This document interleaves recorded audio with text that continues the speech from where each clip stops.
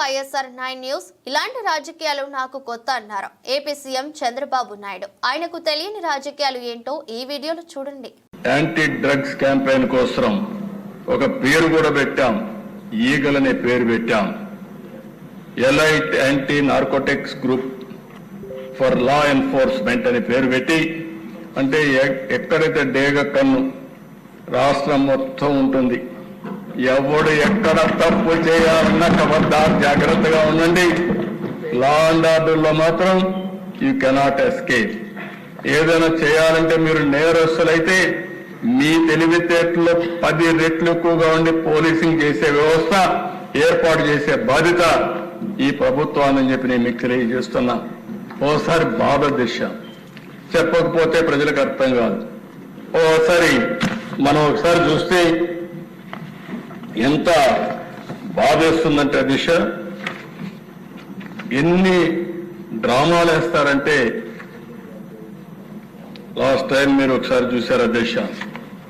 ఆ డ్రామాల్లో భాగంగా మనందరం ఏ విధంగా మోసపోతామో ఒక ఇది చూసినప్పుడు దిశ,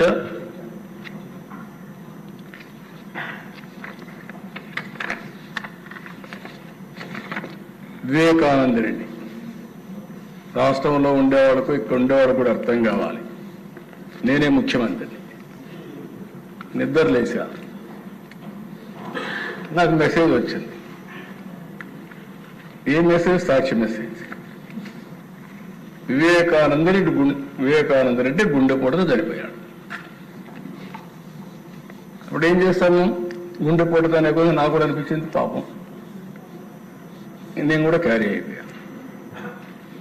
అన్నిటి గుండెపోటుతో అనుకున్నాం.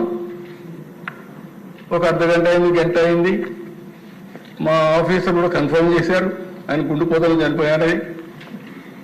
పోలీసు వ్యవస్థ మొత్తం నాకు ఆ మాటే చెప్పారు, నేను కూడా నమ్మా. మధ్యాహ్నం పైన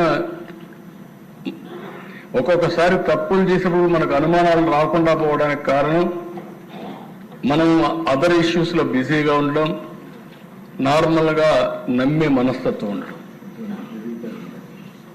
అలాంటి దొంగ తెలివితేటలు లేకుండా పోవడం. మూడవది, మధ్యాహ్నం అయిన దిశ ఎలక్షన్ టైం, అందరికి హెలికాప్టర్లు ఉన్నాయి, ఫ్లైట్లు ఉన్నాయి. ఎవరైతే సొంత బాధాయం అనిపోతే రావాలి, రాలేదు, తీరిగ్గా రోడ్డు మీద వచ్చారు.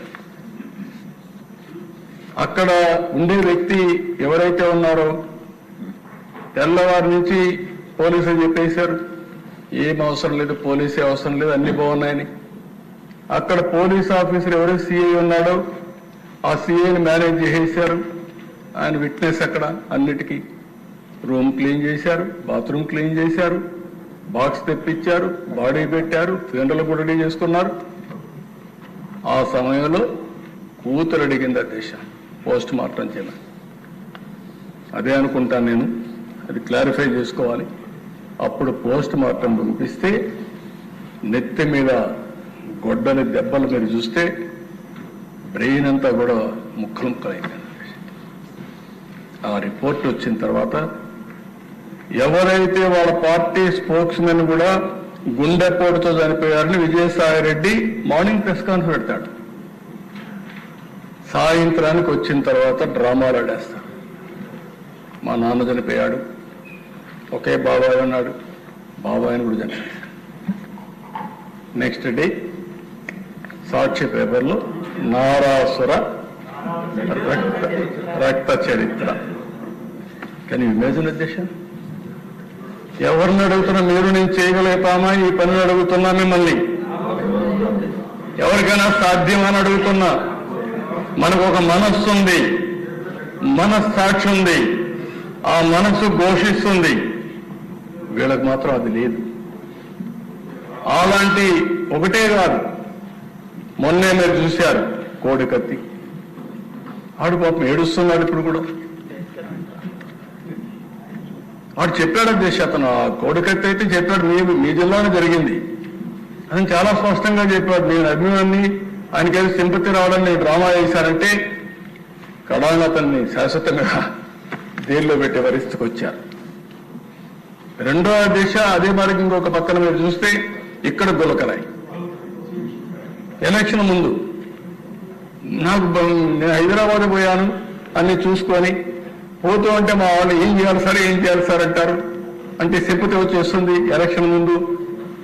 ఏంటి డ్రామాలు ఏంటి? నా జీవితంలో చాలా మంది రాజకీయ నాయకులతో నేను పోరాడాను, కానీ ఇలాంటి రాజకీయాలు నేను ఎప్పుడు చూడలేదు. ఇప్పుడు నాకు కొత్త.